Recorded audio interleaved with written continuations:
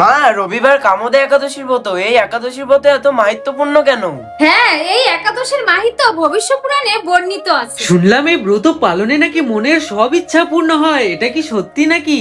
এই দিনটা শুধু ইচ্ছা পূরণের দিন নয়, মন, পাপ, দোষ সব পরিশুদ্ধ করার দিন। কামদা মানে যে সব কামনা পূর্ণ করে।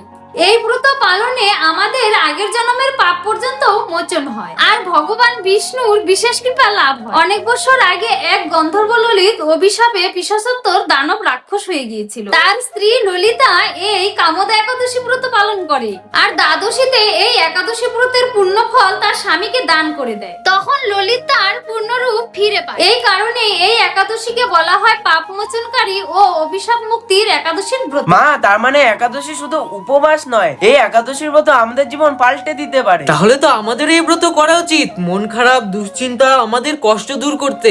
ভালোবাসা দিয়ে ব্রত পালন করলে অবশ্যই ভগবান তার মনোবাসনা পূর্ণ করে। একাদশী মানে খাবার না খাওয়ার দিন নয়, এই দিনটি হলো নিজেকে বদলানোর দিন। তো এই একাদশী ব্রত আমাদের পালন করতে হবে 2026 29 মার্চ রবিবার। আর এই ব্রতের পালন হবে তারপর দিন সূর্যোদয়ের পর 7:38 মধ্যে। তো তোমরা সকলেই অবশ্যই এই একাদশী ব্রত পালন করো আর ভিডিওটি শেয়ার করে অন্যদেরকেও পালন করার সুযোগ করে দিও।